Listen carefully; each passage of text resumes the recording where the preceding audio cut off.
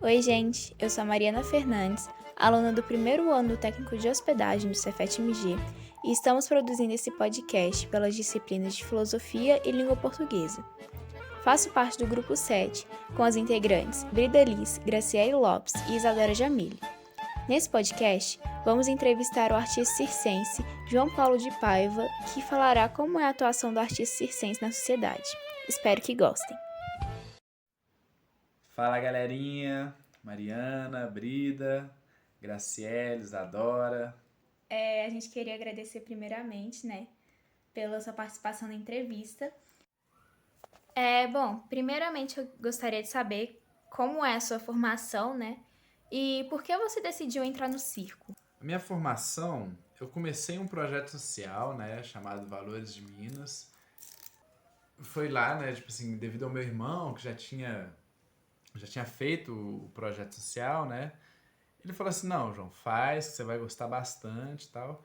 E aí eu fui, fiz, experimentei, assim, foi uma coisa muito de cara, assim, Porque eu experimentei e já gostei muito, e enfim, já começou a me abrir portas, assim, para poder seguir com o circo, e tudo mais. Seguir a carreira, assim. De lá eu já fui para Espaço, Escola Popular de Circo, que ficava lá no Prado. Hoje, infelizmente, ela não tá lá mais.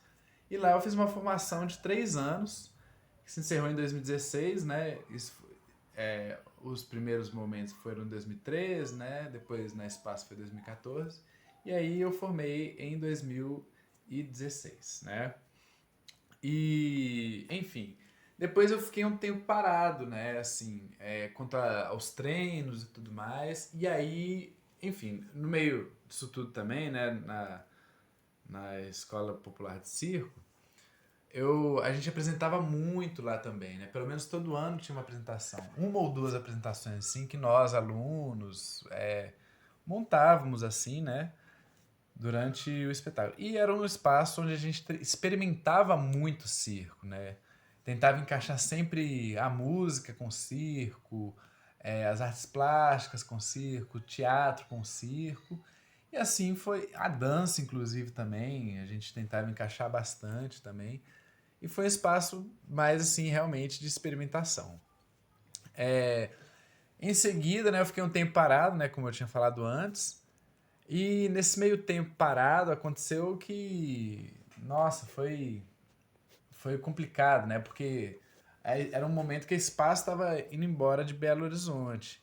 E eu não tinha muitos espaços assim pra gente pegar pra treinar e tudo mais. Então foi aí o momento que eu e mais uma antiga professora minha e um outro parceiro meu e mais outras duas parceiras minhas fizemos um coletivo, Entramos para um coletivo que chama Somos Sete. Hoje em dia ele é um coletivo de estudos, E foi aí que a gente começou a praticar, experimentar muito na cena mesmo, Sem depender mais do que de agregar novas técnicas circenses, novas ferramentas circenses, mas pegar o que a gente já tinha e aplicar o que a gente já tinha na cena, como forma de improvisação. Enfim, depois disso, enfim, fazendo muita dança também, nesse meio tempo. Foi um período que eu descobri a dança, assim, Um ano anterior eu tinha feito jazz num estúdio, Estúdio Ballet Play, inclusive. Beijo, gente, se estiver me ouvindo aí, do estúdio. É, Foi lá, enfim, que eu comecei, assim, a fazer, a fazer, ter um período, ter uma periodicidade de aula de dança, Uma rotina, assim, de aula de dança. Porque antes era meio que aulas, assim, meio avulsas, e tudo mais. Mas eu gostava muito de contemporâneo, e lá não tinha contemporâneo, Lá só tinha jazz, assim. Isso no meio tempo que eu tava na Espaço, gente? Vou contextualizar melhor, rapaz. E... mas aí depois entrei num...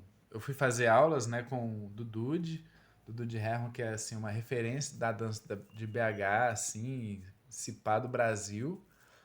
E ela, enfim, ela tem um método muito, muito, muito criativo, assim, que te possibilita ir para vários lugares com o corpo, com qualquer arte do corpo e tal. E aí no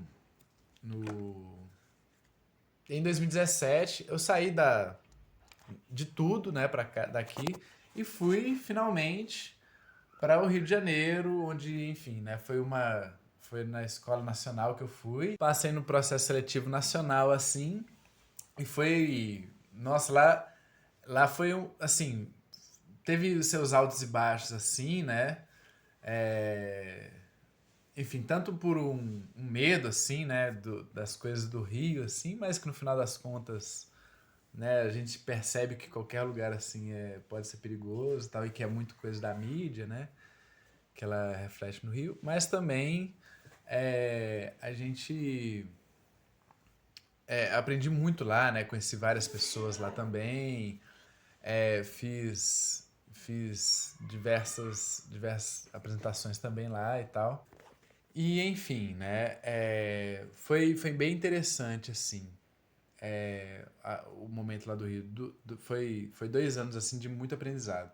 E depois eu fui para a França tentar algumas escolas superiores de circo, que, enfim, né, só na Europa que tem esses lugares. Assim, na Argentina, aqui na América do Sul, também tem, né, mas, enfim, eu queria mesmo era a Europa, né, mas infelizmente não deu certo, mas agora eu tô aqui para poder para poder construir aqui em Belo Horizonte, Contagem, Brasil, Minas Gerais, mundo, né? Daqui para fora. Sim, e eu gostaria também de saber um pouco da história do circo, do que é por trás disso tudo. Nossa senhora, aí a gente vai ter que voltar assim, talvez uns 5.000 anos atrás na China, com os primeiros acrobatas, assim, né? Era um método de treinamento dos guerreiros chineses, além do além de ter algumas pinturas dos antigos egípcios fazendo malabares, né, também. O que é bem interessante, sim, se a gente for ver que é uma arte milenar, assim, né, no final das contas. Então, assim, no, na Roma Antiga, aí a gente vai pra Roma Antiga, né, eu tô falando, assim, os pontos altos, assim, né, de como que foi sucedendo, assim, as artes circenses. Na Roma Antiga, né, teve a criação do anfiteatro, né, dos Circus Maximus, né, que foi um lugar onde acontecia corrida de cavalos, né, aquelas corridas épicas, assim, né, que, enfim, inclusive referencia lá no filme do Ben-Hur, né, uma referência, assim.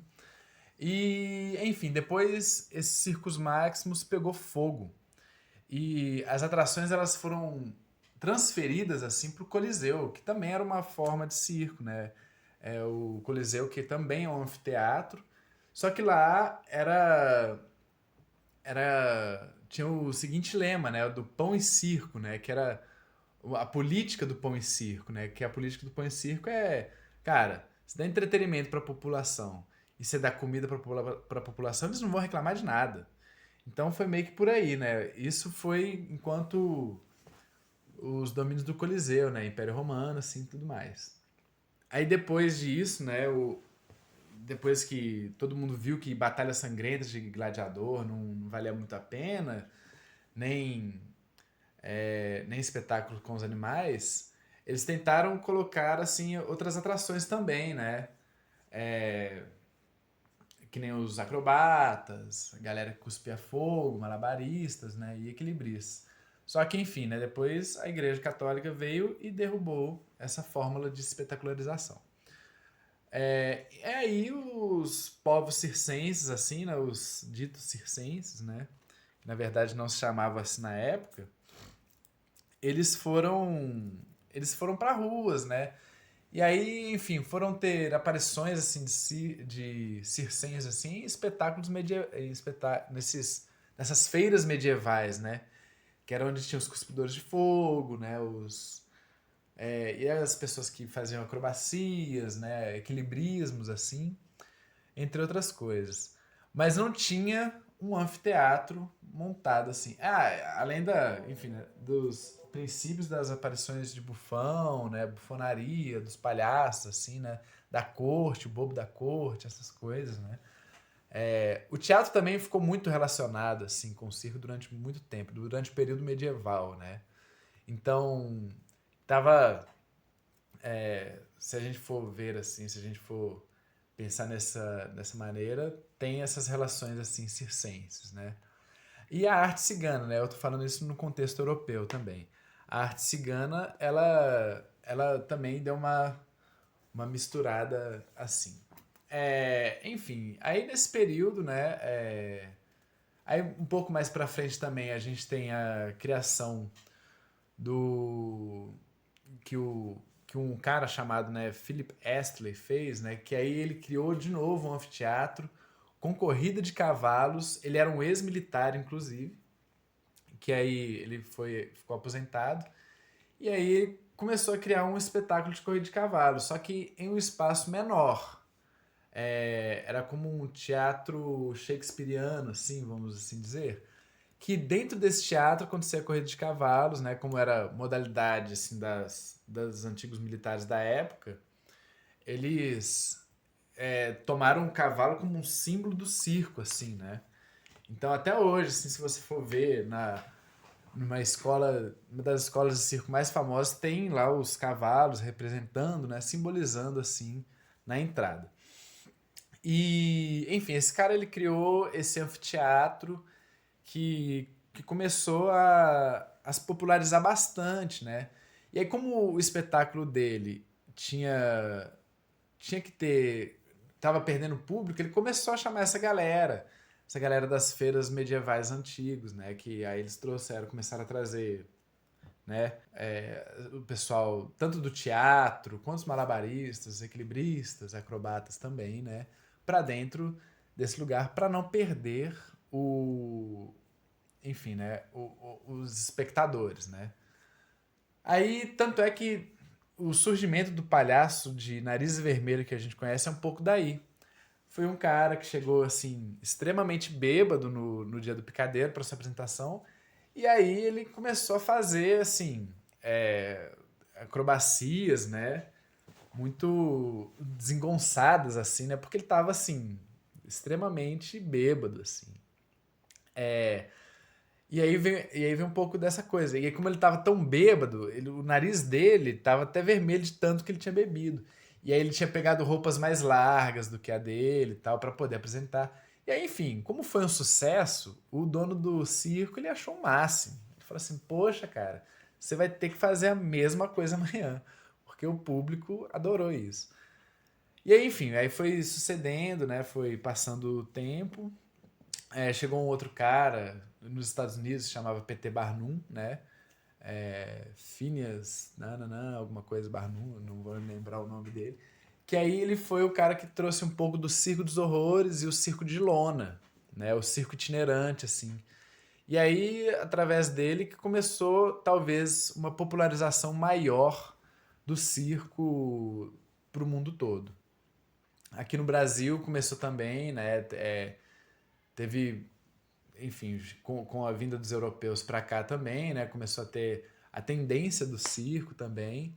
E aí hoje o circo do Brasil ele é mais galgado nessa questão tradicional familiar, né? Que, enfim, hoje em dia muitos dos artistas assim não querem mais ir por esse lado. Então foi surgindo essa questão familiar assim.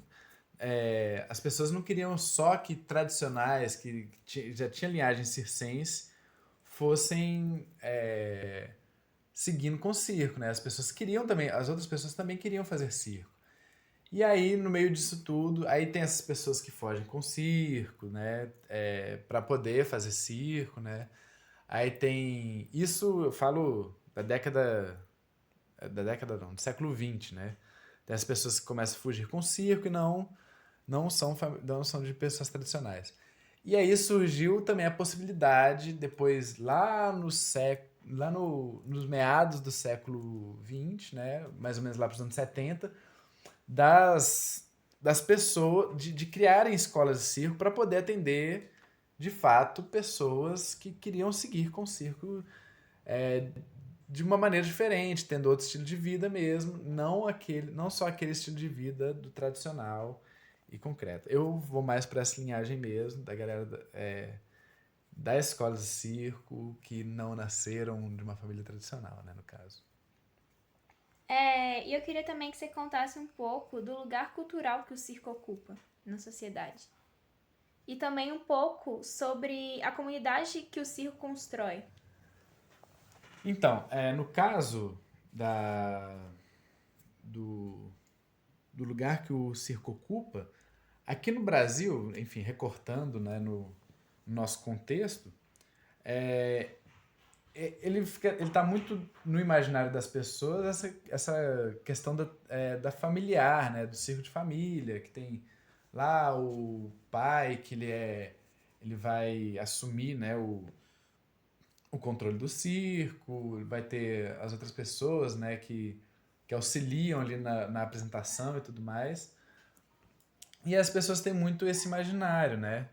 Enfim, acho que o circo, como qualquer outra forma de arte, ele ocupa um lugar de expressão, né? É um lugar também que você pode se expressar.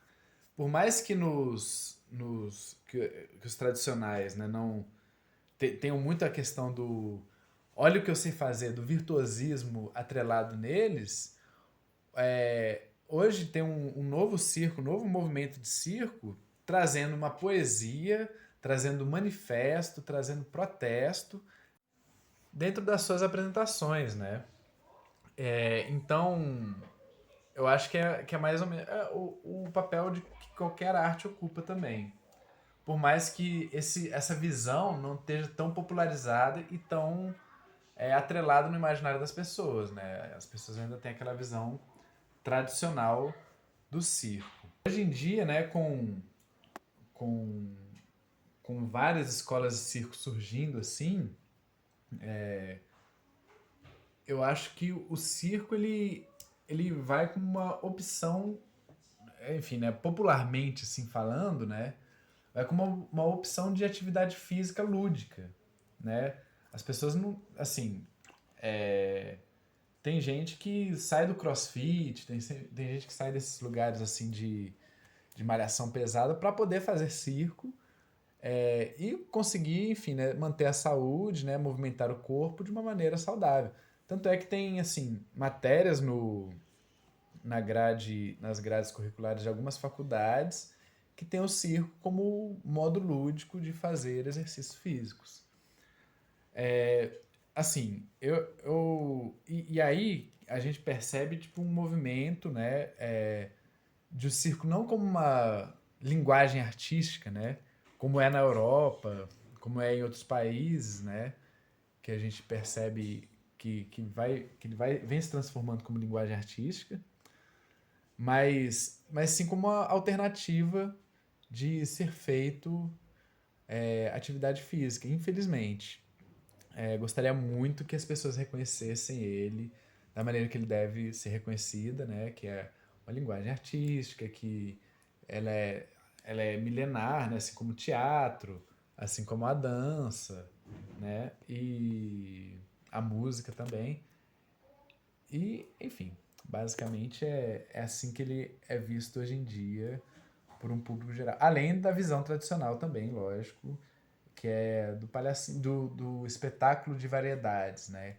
Que aí vai lá, uma hora tem o anunciador do número, que ele vai lá anuncia o trapezista. Aí tem uma hora que chega o palhaço, que faz alguma gag, que faz alguma apresentação, e aí chega o apresentador de novo do circo, anuncia um número de acrobacia, e aí vem o palhaço, faz alguma intervenção. E aí, enfim, essa é basicamente a estrutura dos circos tradicionais, né? E aí, enquanto isso, no circo contemporâneo, né, que a gente tem como a linguagem artística, que ele é mais voltado para a linguagem artística, ele vem como uma forma de alternativa mesmo, de fazer arte, né? Não vai necessariamente ter um espetáculo de variedade. O espetáculo de variedades ele vai ocorrer, mas de forma contextualizada dentro de um roteiro, dentro de uma de um contexto, né? Que aí pode ser colocado o teatro de forma subjetiva, sim, pode ser colocada a dança de uma forma subjetiva. Enfim, basicamente é isso. E a gente queria saber também qual o ponto alto da sua carreira e a sua opinião sobre isso. Olha, pra mim foi ter ido pra Escola Nacional de Circo, né? Ela tá lá no Rio de Janeiro. Alguns meses atrás eu iria dizer que foi ir pra França, né? Mas assim, a França foi só uma consequência de eu ter ido pro Rio, assim. E aí lá no Rio eu pude conhecer vários artistas, assim, excelentes, assim, muito bons, muito profissionais. E além de ser do Brasil inteiro, né, que eu conheci esses artistas. E, enfim, né, eu fiz diversas amizades lá, fui aprender muito sobre o que eu quero, o que eu não quero, né? É, além de todas as apresentações serem pontos altos assim na minha carreira, né? Todas as apresentações que eu fiz foram, de certa forma, assim, é muito emocionante assim, se apresentar, né? E ter conexão com o público, essas coisas.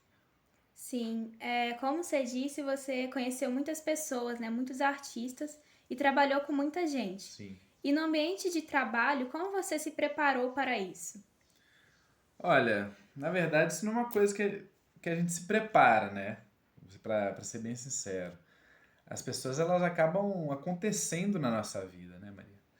Então, as relações e vínculos assim que a gente se cria não é como uma linha reta. Não é que a gente já vai prever, que a gente vai saber quem que a gente vai conhecer. Não. É como o vento, né? As pessoas assim, elas acabam acontecendo como o vento, como a água, né? Elas são fluidas, né? Elas vão fluindo.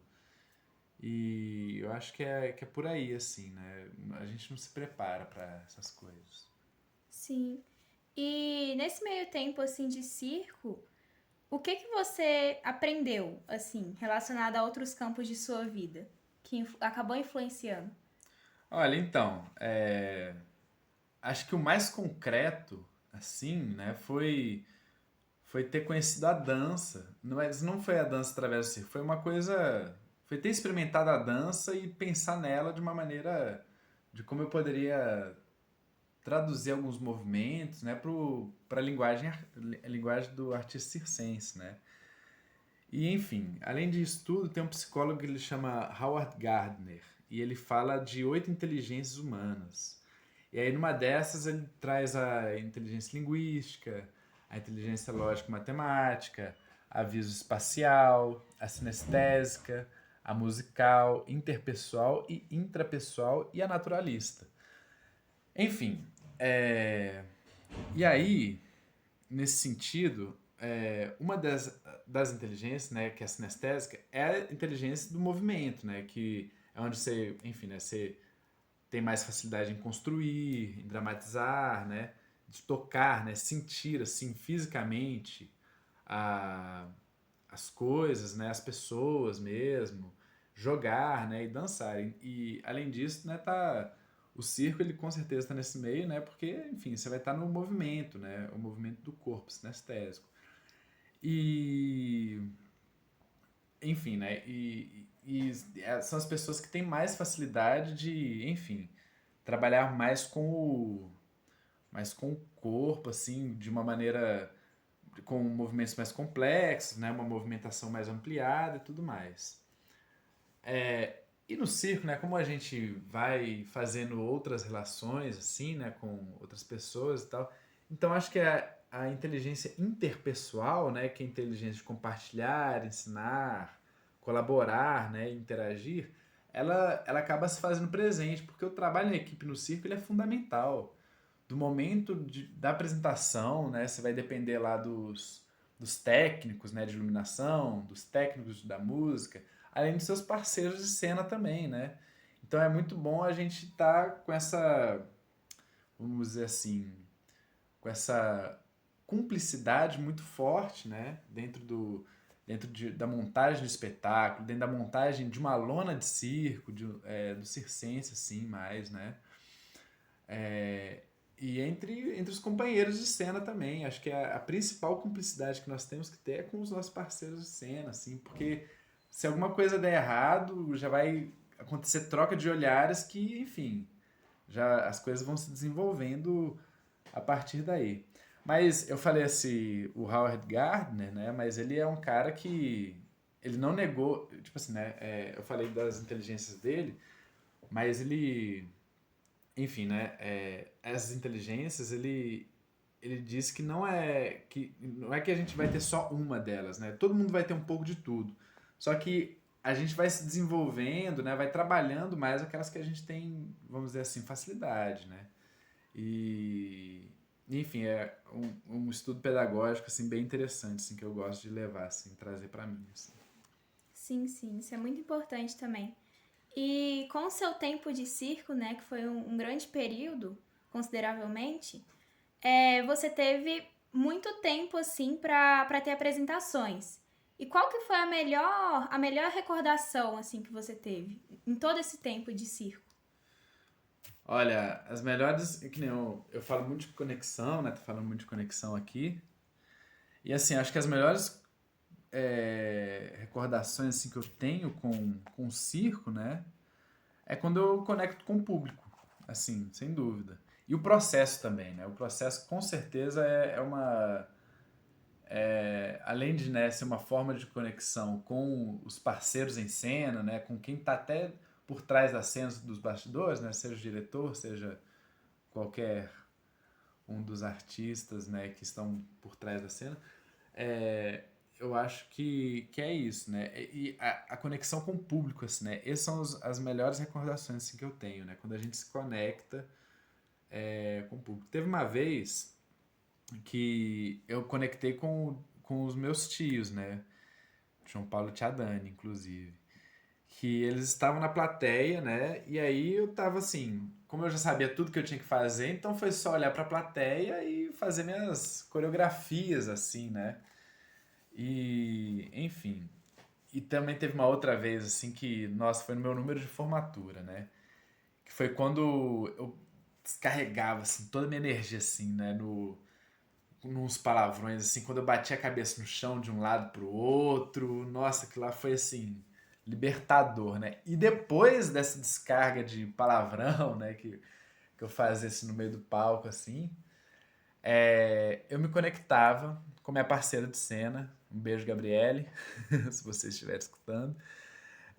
Eu me conectava com ela, né? E aí a gente, enfim, fazia um duo de dança, né? E enquanto tocava uma música assim que eu gosto muito, assim, né? No fundo.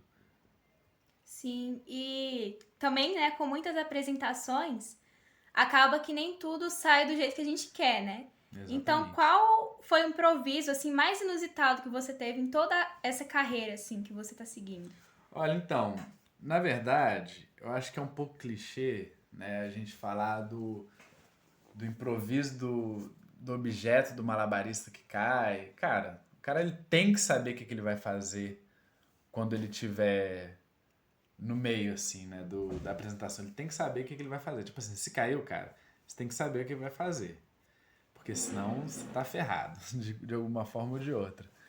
Porque senão só demonstra que você vai estar despreparado. Mas, então eu acho que assim, é um pouco clichê falar isso. Mas teve um espetáculo que eu e um grupo que eu participei que chamava Somos Sete, que a gente fez que era só improviso. Então, assim, com a gente trabalhando só improviso, é claro que era uma improvisação assim estruturada, né? A gente sabia os momentos, né? Ah, não, agora depois que a gente sentir que acabar tal momento, já vai entrar no outro e já pode entrar mesmo, não cortando mesmo a cena e tal, quando tiver, enfim, né? Quando o gráfico cênico, né? Ele tiver começando a cair assim, tiver a energia estiver baixando, já entra outra pessoa assim fazendo, né? Compondo a cena, né? Do espetáculo. Então acho que, enfim, acho que esse foi o maior ato assim de improvisação, né? Que inclusive quando a gente estava no processo disso, de improvisação assim o tempo todo, cara, era a intuição o tempo todo ligado assim, né? Que é um dos sentidos, né, assim que tem na natureza da intuição que a gente acaba esquecendo, né? E enfim, essas coisas acontecem, né? E aí nossa intuição tava muito ligada, então assim, a gente só queria, nossa, era chegar no palco e assim, com sangue no olho mesmo e cada um, fazendo o seu, sacando, assim, percebendo o espaço, percebendo o outro, sempre com esse papo que eu te falei da conexão, né? Sim, e agora entrando, né, para uma área mais profissional mesmo, eu queria que você me dissesse quais são as coisas que você faz assim nas suas apresentações. E até uma coisa meio clichê é que eu queria que você também falasse, se você pudesse, sei lá, em uma noite fazer alguma coisa diferencial, né, uma apresentação diferente, o que você faria? Como assim? Você diz no tipo de modalidade circense? Ou você fala qualquer outra coisa assim? Modalidade circense. Modalidade circense? Olha, eu já. Eu tenho um pouco de ranço, assim, mas eu já fiz, né, acrobacia aérea, né? No caso, era uma apresentação num cubo. Então, a única coisa, assim, mais diferente que eu fiz foi de acrobacia aérea, né? Que é tecido, né? Tudo que é suspenso é uma acrobacia aérea, né? Então, assim, o circo, para quem não sabe, deixa eu fazer só uma pequena explicação aqui, ele é composto de 4 áreas, né? Que são as fundamentais, assim, do artista circense. Que é a acrobacia aérea, a acrobacia de solo, o equilibrismo e a manipulação de objetos, né? Que é a manipulação de objetos é mais conhecida por todo mundo como malabares. E enfim, a que eu não fiz, sim, com mais repertório mesmo, foi de acrobacia aérea, que foi assim, nossa, assim, para mim é o caos, assim, instaurado. Mas gostaria muito, assim, de aprofundar mais em equilibrismo, né? Como andar no arame esticado, né? Talvez uma corda bamba, quem sabe. E assim, né? Como agora saindo da área do circo, assim, acho que uma apresentação que eu queria muito fazer era de uma graduação, né? Da tese de graduação da faculdade. Sim, sim. E também, né, eu acho que isso é muito evidente, assim, para muitas pessoas, ter um certo preconceito com o circo. Sim. E você já sofreu algum preconceito por fazer parte do circo? Qual que foi, se você já sofreu? Olha, então, o que acontece? Teve uma época, né, que eu tava trabalhando de sinal, né, enfim, 2016, desemprego bateu assim legal assim, acho que pra uma galera, né? E aí eu, enfim, comecei a fazer malabares em sinal e tudo mais. Foi bom pra mim porque eu comecei a ter uma certa experiência com malabares, né? Mas depois também, depois desses eventos, assim, eu até parei. Não evento de preconceito, né? Mas assim, é porque eu tive que usar do malabares no momento que eu tava um pouco desesperado. Enfim, voltando, né? Depois da contextualização básica, eu. Na. Teve um evento, né? Que, tipo assim, a mulher chegou assim pra mim, né? Eu tava terminei assim, saí do sinal assim, chegou uma mulher pra mim falando se eu tinha escolaridade, né? Ou se eu tinha um emprego melhor. Aí eu fiquei assim, não, eu tenho escolaridade, eu tenho emprego melhor. Então, assim, rolou um certo preconceito pra mim, achando que eu era uma pessoa, assim, que não, enfim, só desempregado. Claro que eu tava desempregado, sim, tal, foi uma medida que eu recorri, assim, mas assim, não desmerece o trabalho que eu tava fazendo lá, sabe? Tipo assim, o trabalho que eu tava fazendo lá ainda assim era um trabalho, né? Assim, bem desvalorizado, claro, né? A gente sabe o país que a gente tá morando e tal, né? Mas, enfim, isso é coisa que acontece, né? E agora imagina, eu que sou branco, e homem, assim, trabalhando no sinal, sofri preconceito, assim, já nesse sentido. Agora eu fico imaginando, tipo assim, pessoas, né? Pessoas pretas, né? Até mulheres, assim, também, né? Poxa, deve ser, assim, muito complicado, extremamente complicado. As pessoas que, enfim, optam por esse estilo de vida de viajante, né? E acaba tendo que trabalhar com o sinal e tudo mais. Que, enfim, né? A arte de rua é mais ou menos isso, né? Não é que você vai estar desempregado, é um estilo de vida que você adotou pra você, né? Que você quer seguir. No caso, eu percebi que não era muito pra mim. Eu fiquei um ano fazendo arte de rua, né? Enfim, aí eu falei assim, ah, não, acho que não é muito pra mim, mas se eu tiver que fazer de novo, faço tranquilamente, assim, sem nenhum problema. Foi muito gratificante, né? Eu consegui ficar bem tranquilo, assim, durante um ano fazendo arte de rua. E eu também gostaria muito de saber se quando você está em um dia ruim, assim, o rendimento é comprometido de forma explícita ou é indiferente? Bom, então, acho que para qualquer um, né? Não é só porque a gente é artista circense, né? Que a gente, enfim, tá extremamente. Por mais que a gente treine bastante, um número assim, né? Esteja totalmente seguro, assim, né? De fazer as apresentações. Acho que é qualquer um, né? Ele vai se sentir assim, vai se sentir.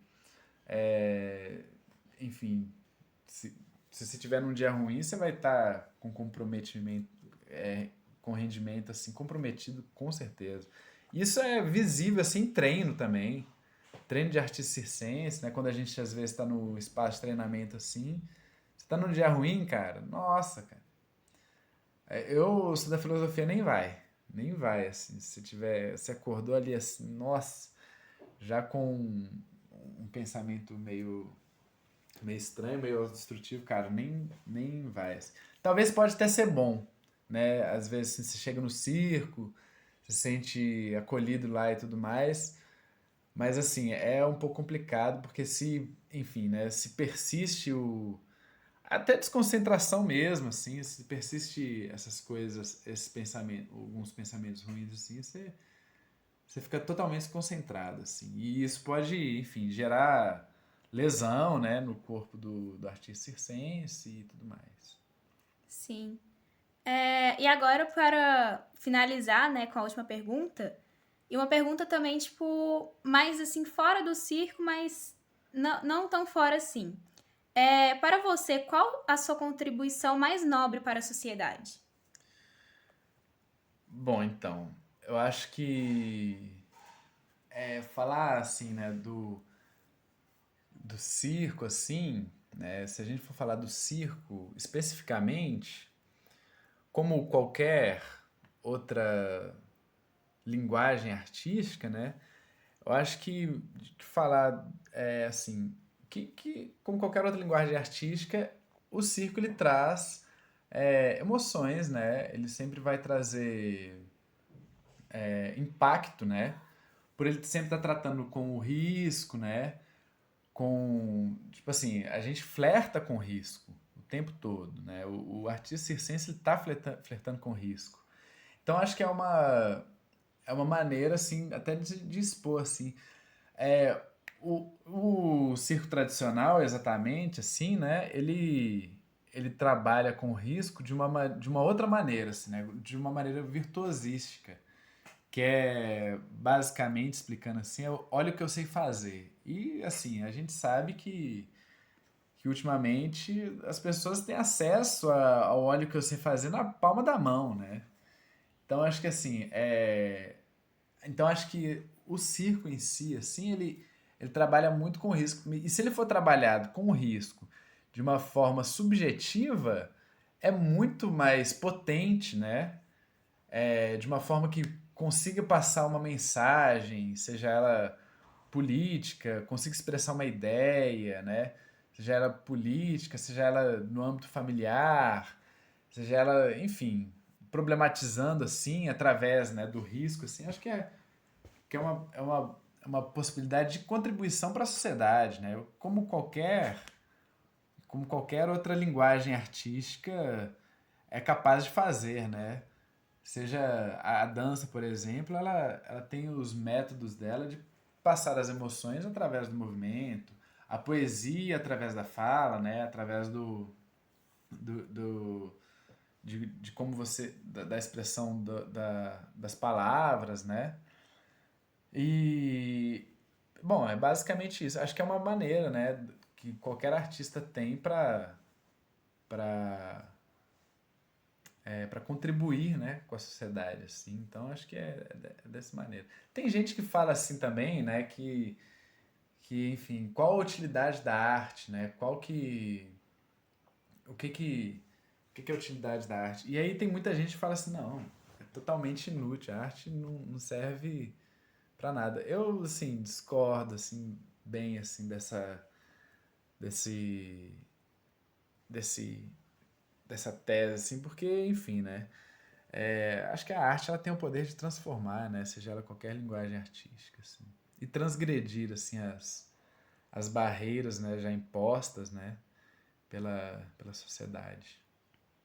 Sim, é muito importante ver essa outra parte, assim, né? E de tudo que você falou Sim, também. com certeza. Então, finalizando nessa entrevista, eu gostaria muito de agradecer pela sua presença e agradecer também por todos esses assuntos, assim, né? Eu acho que agregou bastante para muita gente que não sabia esse outro lado do circo, essa outra visão, assim, uma visão mais profunda também. E eu gostaria muito de agradecer, infelizmente já acabou, né? Não tem todo o tempo do mundo, Sim, mas eu sim. gostaria muito de agradecer. Muito obrigada. Valeu, gente, muito obrigado. Segue lá nas redes sociais, Acropaiva, e um beijo, até a próxima. Esse foi o trabalho Outros Saberes, com o tema de arte circense, com o convidado João Paulo. Deixamos aqui o nosso agradecimento aos ouvintes. Obrigada.